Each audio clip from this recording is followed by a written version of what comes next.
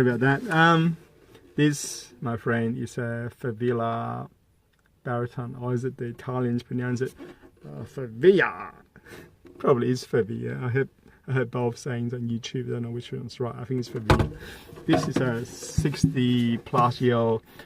It's a Favilla built in, what is it, made in the USA? Is it Chicago? Someone might correct me. I don't know. There's no label inside, and I was told that this thing, there's a stamp. There's a stamp, but no label inside, and I was told this is built in 53 to 57, around about that sort of a time frame, which makes it about 60-plus year old. It's amazing. Solid mahogany. It does have a few cracks in its tire, the poor fella. It's been glued, doesn't move anything, so I'm pretty happy with it. Pretty solid. 2 long cracks in the bottom. There's another long one here, and there's a little one tiny here. Poor guy. All solid mahogany. The back and sides are good. A little bit of wear and tear.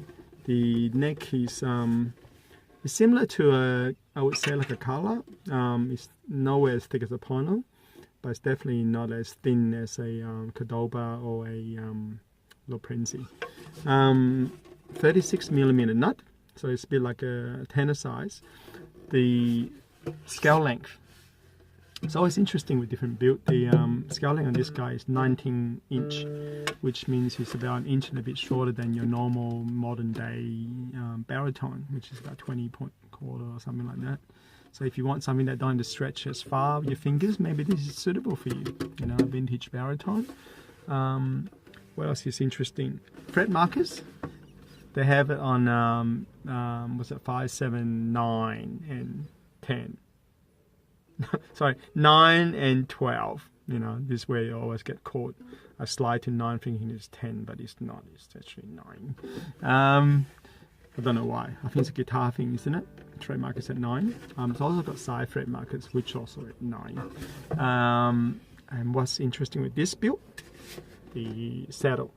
If you look at the saddle, I don't know why, but then they actually tapered a little bit taller, about a millimeter taller on the bass string, D string, and down to the E. Don't know why. I think maybe as the strings are a little bit away from the body, it might give a bit more sound projection. Maybe. No one else do it, as far as I know. This guy. That's it. I'm leaving it as it is because surprisingly it plays just the same, no different. So really comfortable playing, no difference.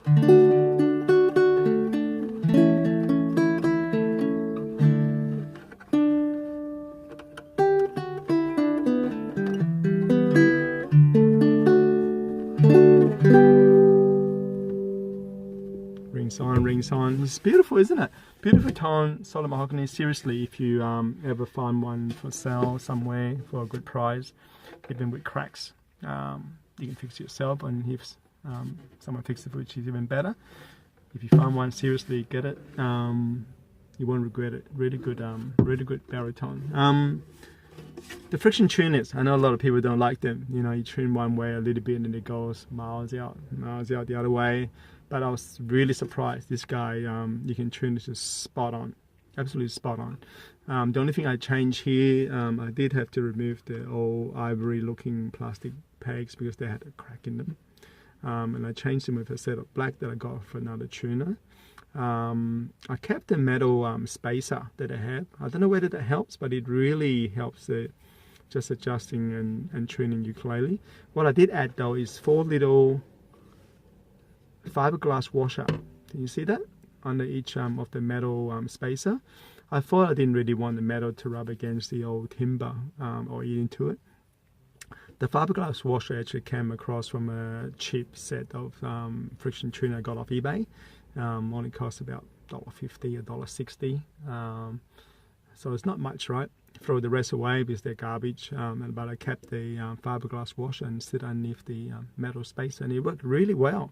Holds it and it doesn't lose tune. It stays on it for yonks. Yeah, so the Favilla Baritone. I hope you like it.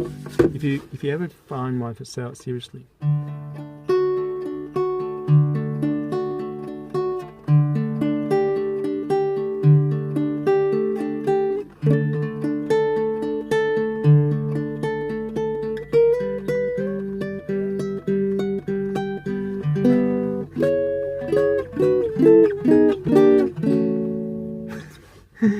Didn't mean to do that. If you find them for sale, go and get it. Seriously. Love it. See ya.